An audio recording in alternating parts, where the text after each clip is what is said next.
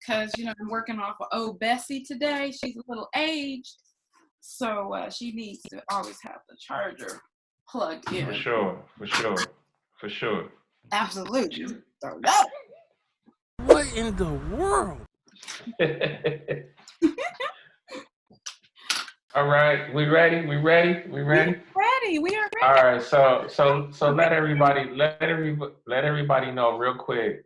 Give us a little context on who you are. Well, my name is Jacinda Walker. I am a graphic designer, design educator, design researcher, and strategist here in Cleveland, Ohio, West Side. Okay. So I mean, with everything going on, let me know. Just give me a little brief on what you was doing before COVID-19. Like, yeah, we are to a place now where it's like before, after. Like we're not in this luxurious spot to say we're in the after phase yet. I think we're going to be in what's called this new normal for a while. I think we're going to be right. So before COVID, I started doing designExplorr probably about like 3. This is our 4th year right now, and I've been primarily doing youth activities, design research projects for lots of organizations. I consult with the Smithsonian's Cooper Hewitt Design Museum, and I was doing some writing. It's slow, but I was doing some writing. So as COVID was happening, I feel like I had signs, right? But I was so busy pushing, right? Because when you own a business, you always got to be pushing for that next thing, pushing for that next client, and some of the signs that I saw, I was like, okay, as soon as I take a second, I'm gonna go ask some questions about that. As soon as I get a second, I'm gonna go ask, what was that message about the schools? What, right? Like, they're saying what? Like, someone can. So before COVID, I feel like I was just pushing to be a creative business owner, like many of us. I had a chance to watch Mr. Soul's video with you, and I feel him. Like, I was just working. I mean, Jamal, you know me. And as a matter of fact, I have 2.5 offices. I have an office here. This is my home office, so this is probably the messiest of the messiest ones. I also have a half office upstairs in my loft area, and then I recently just opened an office. So all I do is really, really work. And so I just didn't have time to sit and hear, what are they talking about? Like, I have to work. I have to figure that out because I had events booked up for like 6 months. Like, right. I had 6 months of youth activities, Kids Fest opportunities, like all over. And so I was doing my last, now what I know now was my last youth. Where was you doing it at? Let me tell you, I was at Aurora Schools. I have been getting a lot of calls from suburb schools lately. Okay. And because I've worked predominantly in underserved communities with Black, brown, and beige babies, right? Like that's my area of passion. I really love doing that. But because I got a contract with the Young Entrepreneurs Institute, they hire me to go into classrooms of their educators. So any educator in their network can pick me, and I will come to your classroom and do a service. So because of that, I started doing more suburb schools. And so I was in Aurora, and I had gone there the week before. And the week before, like I said, remember I told you about them signs? Mm-hmm. When I got there, Jamal, they were like, oh, a person walked in the door because I was carrying my equipment, and a person walked in the door, and they was like, oh, I can't let you in the building, but I'm going to tell them that you're out here. What was this? This was at Aurora School. No, I'm saying around what time this was like? This was maybe like February 28th, maybe that Oh, first before March, huh? that first week, whatever that first week of March is, because my last event Right. was on, I think on March 6th. I'm about to look right now because it was a memorable day to me. No. Okay, so I take it back. My event was on March 13th. That's what it was. So I was at the school like March 6th. It was the week before. And so when the woman didn't let me in the building, I instantly was like, now I know I don't look like I'm in this area. Like I know I look like an outsider, right? Like I recognize that I was at an all-white school. I recognize that I was carrying a whole bunch of art supplies and I didn't look like one of the other educators, right? And so when the woman did open the door for me, when she wouldn't let me in, I was kind of like, like, this is different. I mean, this is a little different. So when I finally got in, right, they wanted more than just an identification. They wanted more than just ID. Like it was a picture, it was this massive security process. And so I'm like, hey, I'm no threat. These are just crayons and markers, right? Like, right.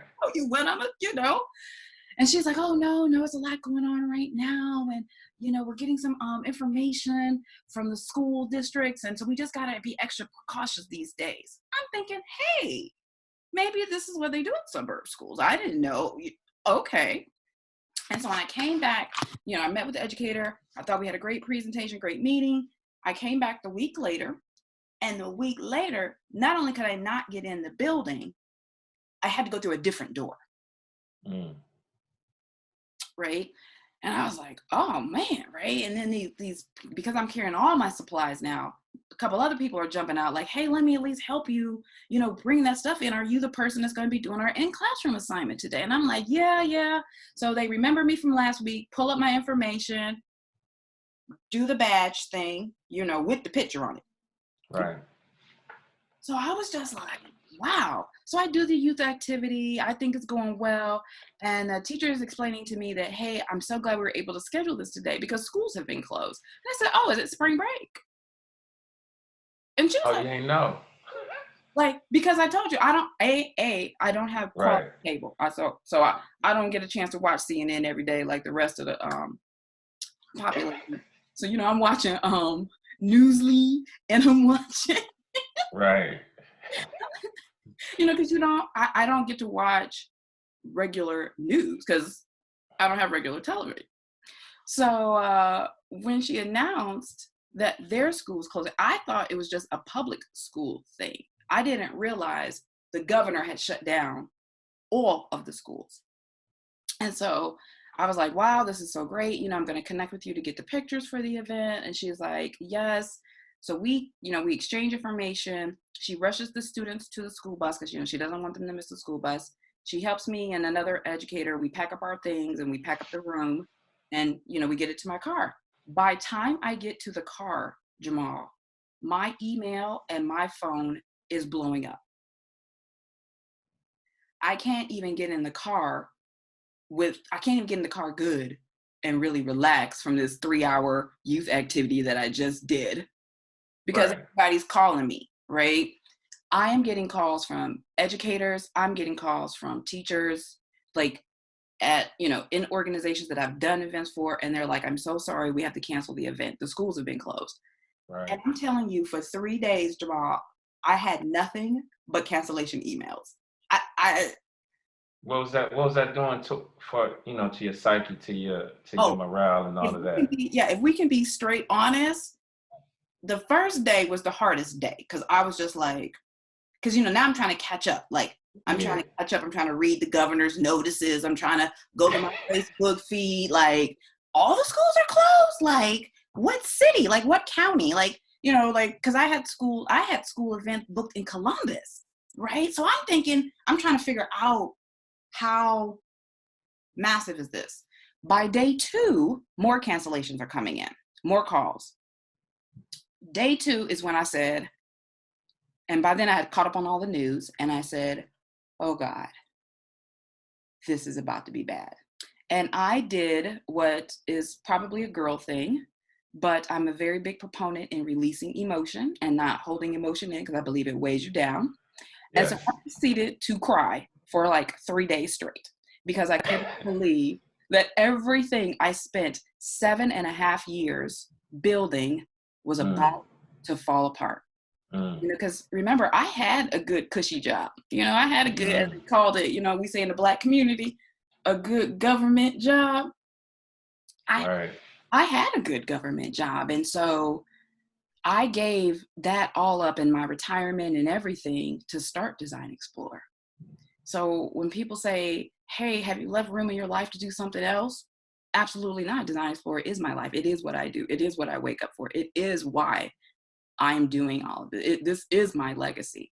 And so when COVID started canceling, you know, when the governor, due to COVID, started canceling all of the events, all of the school, all the venues, right? The venues had to cancel. And because nobody has pandemic written in their contractor's clause. Talk about it. No, Talk about it, I mean, please. it's hard enough to get people to get a contract. But then, you know, do you look through it and say, oh, what happens if a pandemic if it happens? Do I get my money? Do we transfer the money? Do you put it in the bank? Am I not getting paid? Are you canceling or are you rescheduling? Right? Like, hold on. Elaborate on that some more, please. Please. Nobody does this, right? And so I'm just tripping now because I've had people say, hey, Jacinda, we have to reschedule because, you know, the teacher's not in. Hey, the students didn't show up. I've even had people call and cancel like, hey, I really wanted to be able to film it, but we couldn't get a video, couldn't get a video. Right, right. So I've had cancellations before, but it was the magnitude of the cancellations and it was I don't even know what to tell you. So right. now I can't plan. I'm sorry, cut you off. Did you have any money on like flights and stuff like that? And Jamal, let me tell you about the, you know how they say how the higher power works, right? Like, you know, they say, you know, you don't know, it's all in his hands, right? That's what they say, right? Right. I had just got back from doing a series of youth activities in San Francisco with Cooper Hewitt.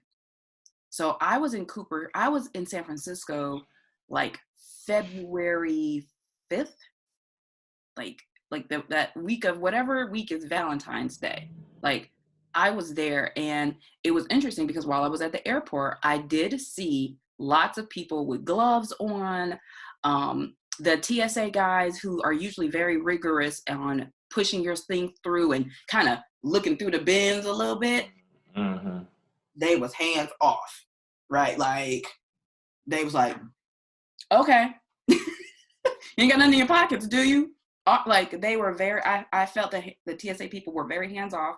And I did see a few people walking around with masks on. Nothing that alarmed me. I knew that there was a thing happening in China. You know, I knew a thing was happening in China. I was just so busy trying to get back because, like I said, I had been doing so much traveling. I was just happy to be home. I had youth events, you know, I had like 6 months of youth events scheduled. I was looking forward to coming home and working here, like in Cleveland. Like, I love when I get a chance to actually work in Cleveland. So I was just excited to get back. And when I got back, that's when I started like, what's happening in China? Like, this is where?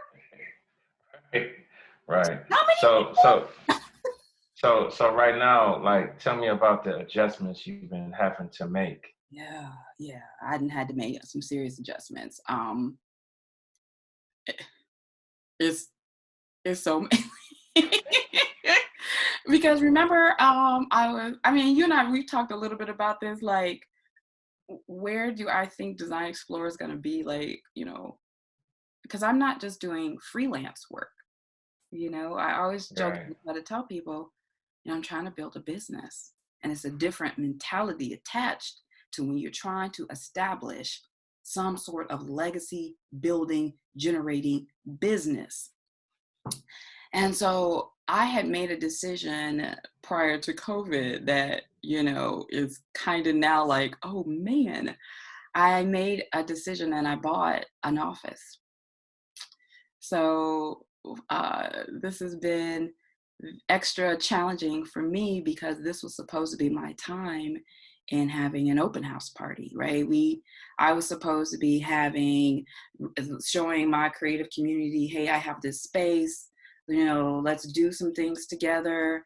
We don't all have to have our stuff at Starbucks. I own the keys. I got 400 square feet and a conference room.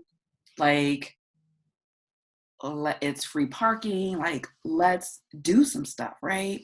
Right. Because typically when we do things, we don't have anywhere to meet, right? Like, and everybody's working, so there's nowhere to meet, there's nowhere to go, there's nowhere with Wi-Fi, there's nowhere with chairs, right? Like, there's nowhere with whiteboard, there's nowhere to really meet. And so I had started, one of the things I really wanted with designExplorr's first office was to do that. So that's what I thought I was going to be doing in the month of March and April. I thought I was going to be introducing designExplorr. Let me. Does this fall reminiscent to anything back in the day of the challenges of school, of anything of freelancing, of does it bring back memories of those days? And hard memories, right? Like some things I committed to. Like when we were at the University of Akron, those was hard times. Not only was I incredibly young, right? Like super young. I struggled greatly being the only, right? If it wasn't for you and Jamel, I didn't see any brown people. I didn't see any, right? We had like one adjunct who was of color on the staff. We had another professor, she was Asian. She did the printmaking. I don't know, you remember Weechu? Yeah. She was like 4'8", but she was mean. And my, woo, she would stop you in halls like, I ain't seen you in class. She was like, why you got to do like that? And I remember how that time was for me. And so I just have always vowed, like, I would never let that happen to another young person. And so part of the reason that I started and I bought the office for designExplorr was because now I have a team, right?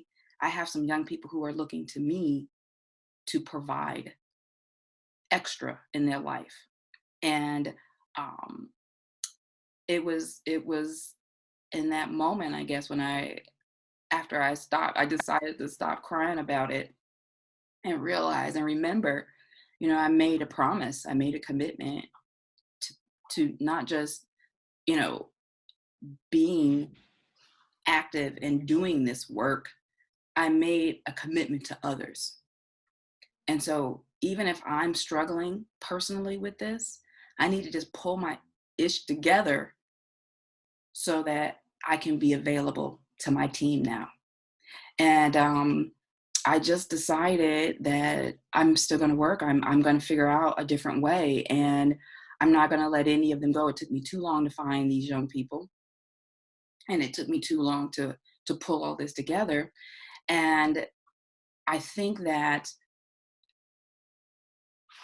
when you make those types of commitments, right, like vows, when you have these kind of hard times, you take the moment and have your emotional breakdown.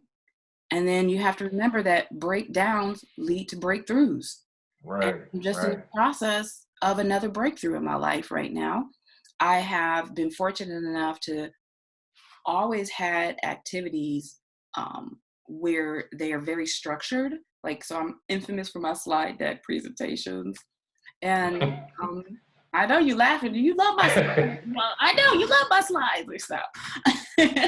I'm infamous for that. And I started really thinking about, okay, if I could not go into a school and expose young people to design, because that's really all I want to do. If every Black, brown, and beige baby came to me and said, I want to be a designer, I would feel accomplished. I would feel totally accomplished. So if I couldn't do that face to face, how was it going to happen?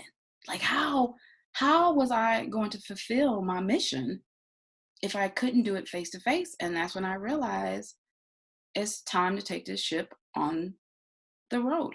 It's time to put this stuff online. It's time to be able to create dual curriculum. So not just curriculum that can happen in the classroom. It has to be able to happen online. It has to be able to happen in my own space, because now that they've now closed schools, libraries, museums, racks, Right. you know, Can't even go to the grocery store. So. it made me realize that even though I had a pretty decent business model, I had not planned for a pandemic. And so planning for a pandemic requires a whole different set of skills. So I just decided and looked at my model like, where is the growth? Where are the opportunities where I can expand? And what are some things that I just hadn't done because I wasn't forced to do it, right? Like I was never forced to have to create online curriculum. But now that we're here, I can't say no. How can we make this thing happen? And so that's kind of what I've been doing, these last few weeks. I also kind of had to make a real hardcore decision. I started doing this last year, but Jamal, these graphic design skills don't never end.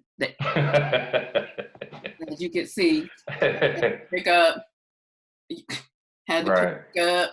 Yeah, I had bought a camera, I had bought a microphone, so same thing, all my stuff got canceled. So how do I reach my kids? Let me talk about something. I was doing something for Harvey Rice. Yeah. And we was in the middle, and I got probably like 10 little boys in the 7th, 8th grade. So now they're trying to do some distant learning, but the problem is, and kind of elaborate on this, is the digital divide. They don't have access to all the people. They don't know who got computers. They don't know who got the internet. Like, it's a mess. Yes. Talk about it. This is why when we talk about equity, this is where you see it, right? This is where you see it. It's like an ugly black line. You know how they're putting the little black strips at the grocery store now, like, hey, you can't come this far. Like, don't come. Right. Don't. Yeah. Talk about it. That's where we're at right now. So it can't just be online. One of the things the first thing that I've done, and that's already up online, people can kind of check that out, is that I'm starting to create curriculum for educators about design thinking, how to expose underrepresented youth to design. What are some of the methodologies that I have been using that have been effective? Dope. So that's the first thing. We have to better empower the people around the young people. You know what I'm saying? So it's not just this young person by himself. It's all these people around him that we have to start empowering them. And that means materials, that means curriculum, that means modules, even if they're mini modules, right? Like 5-10 minutes, like, hey, here's how to do this, and here's what's worked. Try this type of thing. And so being able to create and think to empower the people around the young people I was trying to influence, that is definitely kicked up. I have 3 out so far for educators. One on design thinking, one on empathy mapping and how to use this as a tool to teach your students how to make decisions, and how as an educator you can use this type of design tool in the rest of your courses. Because some grades, they only have 2 or 3 teachers. So like when you're in like K-8, you might only see 2 or 3 teachers, as opposed to if you were in middle school where you change classes and you have more educators. So trying to better empower them with what the challenges are and what needs to happen for the design profession to be successful, it becomes incredibly critical, even more critical. Cool. That's awesome. I know you got a lot of people underneath you. What are you telling them? What encouraging words and keeping them active and all of that stuff from? Let's just talk about maybe some college students or maybe some people that's kind of in the game already. What are you talking to them and telling them? Yeah. Well, first of all, I am being very transparent. Very transparent. Like, hey, this is what's happening. We're all still affected. I'm still struggling with this and I'm still learning how to do this. So if we can be open and flexible together, it will better both of our situations. I've also been very honest with them as far as like how much I can pay and how much I'm not able to pay, and showing them where, hey, this is what I'm waiting for this thing to happen, not just this mysterious, like, because I don't know if you've ever had a boss who's like, oh, we got some good things happening here. Like, what does that mean to you as the employee, right? What does that mean to you as the independent? What does that mean to you as the freelancer? Like, what? What? So it's not just a matter of telling, the people who've been on my team. It's not just telling them like, oh, I got some stuff happening. I'm thinking about some things. No, I've got these 3 projects. I'm waiting for these calls to happen. I have this one coming up on Thursday. And so when that happens, let's continue this conversation. Right. And then not doing that text message thing. Like, I know it's very popular right now, but Jamal, we in times where you just got to pick the phone up. Right. You need to pick the phone up. And so I've been calling, the young people that I've been working with, like, hey, this is what happened. Hey, I can do this. Can you do this part? This is what I can do. Here's what I'm not. Like, are we able to work together to do this? And they're young people, so they've had some challenges too, right? Like, that's why they was trying to hang out with me, because they're having some things that they had hoped I would be able to help them with. I have one young person right now, I've asked her, to commit to like 8 to 10 hours a week, and I will donate 2 hours of mentoring to you on whatever topics, whichever day you pick. We can schedule it out. You can ask any questions. I will open up my brain. It will be totally accessible to you. I will give you 2 hours to help you continue to build your thing, because I understand that we're in a time where one piece of revenue is not going to help it. You're going to need some multiple things. And so instead of having them out there trying to figure it out on their own and doing it wrong and, getting taken advantage of, the least I can do is teach them how to do it. Like, here's how to get a client. Here's how to invoice. Here's really what you should be charging, right? Like, let's have those conversations. And so I've had a couple like, you know what, Jacinda, I'll take you. I accept. Like, I accept that. Let's do it, because they don't have anywhere to go. Like, where else do you go to increase your skill when you're not in school? Right. I think it's important. It was needed anyway. It wasn't really in school anyway. They don't have time. They do not have time. I mean, I studied a lot of educational systems, and there simply is no time to include everything in a K-12 space or in a higher education space. There is no time. You are not going to be able to teach what it is required to be a professional for 25 years in a 4-year degree. All right, so let's switch gears a tiny bit.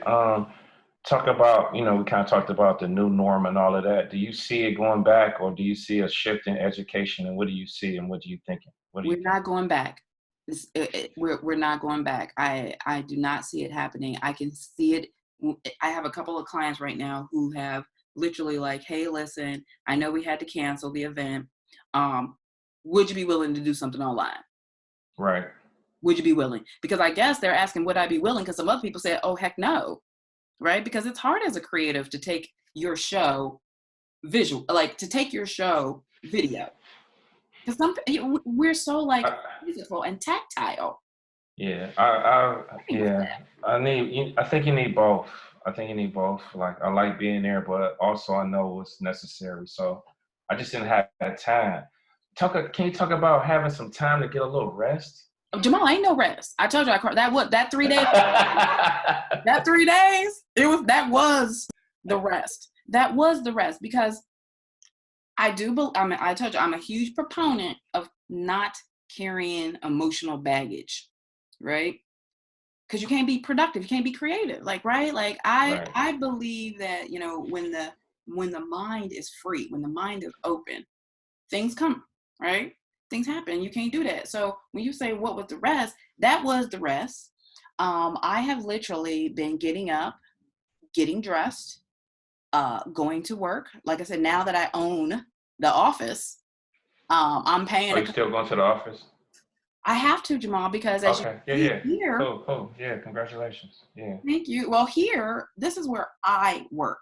But remember, I said I have some young people who are still trying to get things together. The reason that I got the office was so that we didn't always have to be in Starbucks, right? With people around, in libraries and places like that. So for the ones who have been like, Jacinda, something happened, they can come and, and I'm there. It's pretty secluded. It's really off in them. It's a main gate. I don't know if you're familiar with that part of Cleveland. but it's over in Main Gate, and even if it's just for a couple of hours to think of some things, to send some emails, to prep, to write, because that's really what a lot of this has been. This time has been about like writing out ideas, how to put them into fruition, how to decide like, hey, which ones am I going to do first? Which ones are going to be keepers? Which ones am I going to merge in? Now, when you say, what do I think is going to be this new normal? I do think we will go back to a place where there will be public and public activities with young people. I do believe we will go there. I've been watching my Facebook feed and the parents look exhausted. Like, I don't have any children, so I can only empathize in this piece of it, but I'm here to tell you they look exhausted to have to be parents working in the house. Now you got to teach in the house. Like, Right. it just looks exhausting. And that's why I feel as creatives, we have to aid. We have to aid them, because they're only going to be required to teach like English, math, science. When will art or design, now that we're having to teach students in their homes, when will art ever come up? Like, Right. Like really, if you are in an urban community and all of a sudden you have to make sure your kid gets their homework done, you're looking at math, you're looking at that science grade, you're looking at English, do they write his paragraphs well? Are you looking to go, hey, are you creatively encouraged and challenged so that perhaps that visual component that helps with your art, which also builds your math, are you going to be able to apply that? Like, am I doing something to encourage that piece? That's a creative, right? So Right. we have to help them in creating things or stuff or places where they can learn how to do that. Yeah, it's dope. That's dope. I love it. Are you trying to get some help, like stimulus, SBA stuff? How you feel about all that stuff? Well, the first week it wasn't available. Right. And so the first week, remember I put about them 3 days of crying. So that was also part of the tears. Like, I'm not eligible for unemployment. Right. I'm not eligible for unemployment because my business hasn't been around for 10 years. And because I haven't made, they have like this mysterious number, like it was like $80,000 or $100,000. How much have you grossed? Well, I'm here to let you know, designExplorr, we ain't grossed millions of dollars, hundreds of $1,000s. So I didn't qualify for that. And then I've also found out that because of the, when you legally set up to structure your business, there's a piece of an accountant component. There's a bookkeeping and mathematical component. Well, I didn't do my taxes yet, right? Like, Right. so Talk about it. I didn't have my taxes, so I don't have 5 years of tax data to apply to this loan or this credit line of credit. Like, so yet another reason why I had to pick my box of Kleenex up. Right. Right. I talk about it, help not coming. Help is not coming, right? And then I told you I finally hooked up with my people who had cable, right? Like, right. Like they got the Spectrum package, like they got the live Hulu, right? They watching it all. I'm like, right. Finally caught up with them, and I'm watching the news conferences and the White House showings, and I'm looking at Trump and the boys like, so y'all ain't figured out the stimulus money. So now I don't qualify. Now I told you I don't qualify. I quickly found out, hey, listen, I better hold on to my cash. 2, I don't qualify for unemployment. So that whole getting a little bit to check something may not be my future, right? Then when I found out about this stimulus money, I was like, okay, maybe. And then I found out they're going to go and base off of that, a lot of that off of your taxes when you submit. I was like, yeah, I'm going to work. Yeah, I'm going to my office. Right. I think it's good. It's me. Everyone keeps saying we're in this together and we're going to make it. And I think we are going to make it. I don't know about this together piece because we're in such different places. So many of us are in so many different places. And so I'm just finding that it might just be me because I don't qualify for a lot of stuff. So, it's been some days when I've been on the phone with the utility companies and like, hey, Right. would you, like, so I'm hopeful. Now I just found out there's a whole stream of like SBA loans and things like that, but to be quite honest, I'm very afraid to get a loan to pay debt. Like, do you understand how crazy that sounds? Yeah, I get it. I don't know. I don't know about taking a loan to pay debt to get more debt. Like it sounds like the student loans that I got right now, and I don't want no more of that. Exactly. I think the silver lining in that part is not counting on the check and not hoping that everything pans out. How do I pivot? And that's basically why I want to talk to you about pivoting and changing and not waiting on no check, not waiting on the government, No. and putting this fire up underneath me and building this new stage in my business. The interesting thing is that what I will say is that this kind of thing, as far as how am I going to eat this month, where am I going to live this month, am I going to be indoors this month? This is not a new challenge for create. Talk about it. This ain't, now maybe the magnitude of it. But like, is this new? Like, I remember when I was transitioning from my gig at Cleveland Public Schools, going over to the water department, and I was unemployed for like 3.5 months. Right. I went to the unemployment office, and they was like, well, it's gonna take about 2 to 4 weeks for your unemployment dollars to kick in. And after that, then once you start receiving the money, then that, after that should be about like 4, maybe 6 weeks, right, to get the unemployment dollars. Then we'll evaluate what kind of jobs you're applying for. Because, they didn't just give out unemployment. You had to be like going down there and showing how many jobs you applied for and, how many ads you found and all this it was a process. And I just was like, this COVID, like, it brought that memory back to me. And like, what did I do? Like, because I still kept my house. Right. I still kept my house. Like, what did I do? What, like, and I remembered, Jamal, I got off my ass, and I picked up my laptop and I started designing. Yeah.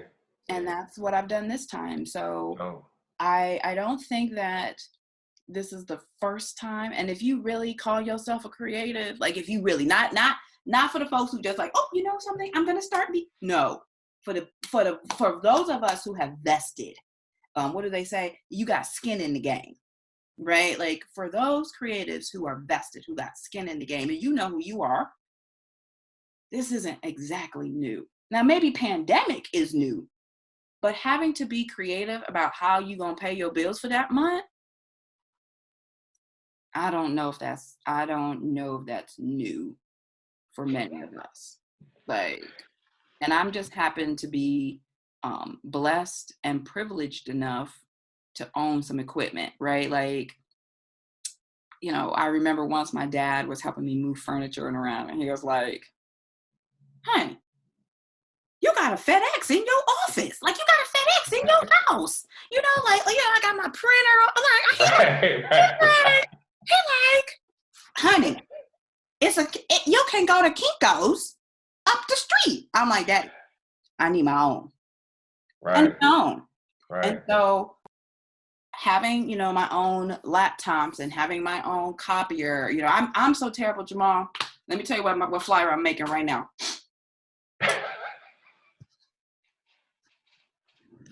So I've been looking at old Bessie over here.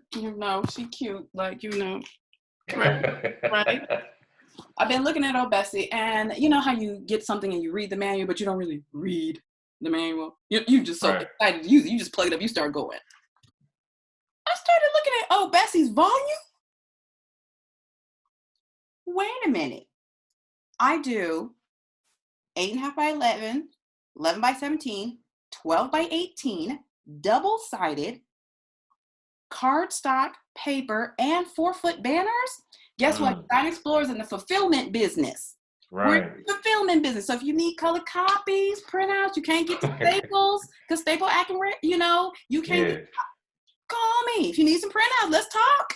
Like, Right. you know, so I've had to kind of like really get resourceful and look at what I really had, you know, in the academic world. They call that the portfolio. Right. You know, when you're looking at even doing investments, they call it the portfolio of your, you know, of your abilities. And sometimes I think as creatives, we haven't, because we're so quick to work and we so quick to kick out the creative, the ideas, the projects and artwork and things like that. We forget sometimes to look at the entire body of our abilities. And so after I stopped crying for them 3 days, I was like, hold on. Maybe I'm not looking at this right. You know, like I can still design. I still own my own equipment. I have this copier and I have this office space. And word on the street is I got a pretty decent network of friends. So I've been reaching out to friends. I've been, you know, reestablishing relationships. And what I love about being a creative and being in the creative community is that we're all just very like, let me tell you how to do that real quick. Or like I have one good friend right now. She is a writer and I'm a designer. She was like, Jacinda, if there's something you need, I will be happy to barter services with you. Like, she was like, I'll be happy to give you some words, you know, to write your text in exchange for you helping me design something. She's like, do you know anything about that MailChimp? Right. Exactly. So it's like reconnecting those relationships, looking at the entire portfolio of your abilities, not just of what you can do, the ability, right? Like in business, they call that sometimes feasibility, you know, like how do you really do that? And once I started looking around, I was like, okay, maybe it's not that bad. Like maybe I need to think about this a little bit differently. And so some of the things in this new normal that I'm going to keep, one, I'm going to keep the video classes. I'm going to keep the video classes. Like I said, I got 3 already for educators. I'm working on a series right now for young people. So I'm definitely going to do that. I'm going to keep that. The other little thing that I've like, you know, when you talk about that pivot, you know, when I got the office, I have to tell you, I really just wanted it to be a pretty comforting space. You know, like, you know, we come here, we meet, we leave out, that kind of thing. Jamal, what this pandemic has made me realize, it can't just do one thing. Right. It can't just do one thing. So if it has to become an art classroom where when this pandemic is over, I can have events at my own location as well as other people's location, then I need to explore that. Like I need to look deeply into that. So I won't just be doing events at other people's locations. I'm going to start having things at my location as well. So cool. Wait a minute, Jacinda. We can't keep it too long. Give me some ending words. How can we find you? All of that stuff. I appreciate you. This was beautiful, amazing. I'm glad you came on here to share this wealth with me. You inspired me to keep doing my thing and all of that stuff. I had to talk to you so I could stay sane and all of that stuff. Absolutely. Lasting words. Absolutely. For closing remarks, you know, there is much thinking in creativity. And so I would challenge creatives to think deeper because we've always had the ability. We just need to kind of beef up on that thinking piece and going deeper because we've always had it. They need us, right? They need us. They wouldn't be in this glorious place without us. Right. So just keep that in mind, stay focused, connect with your other creatives, call a creative up, just call them up like, hey, how are you? Just like, Right. like Jacinda, what you doing? Like, man, let's talk. And so reach out to each other, stay in touch, comfort and support and lift one another up, because I think this is what's going to happen, just like they needed us going into this. And while we're in it, once we come out of it, they're going to need us even more. So be ready. Like, be ready. And then where can people find me? You can find me. I'm gonna put links and all of that stuff, so you know. But excellent. You can find me at jacindawalker.com, or you can learn everything that I'm doing with designExplorr at designExplorr.com. And you know we spell explore EXPLORR. Yes. Thank you. That was awesome. Absolutely. You stay in touch, friend. You stay in touch. Okay. For sure.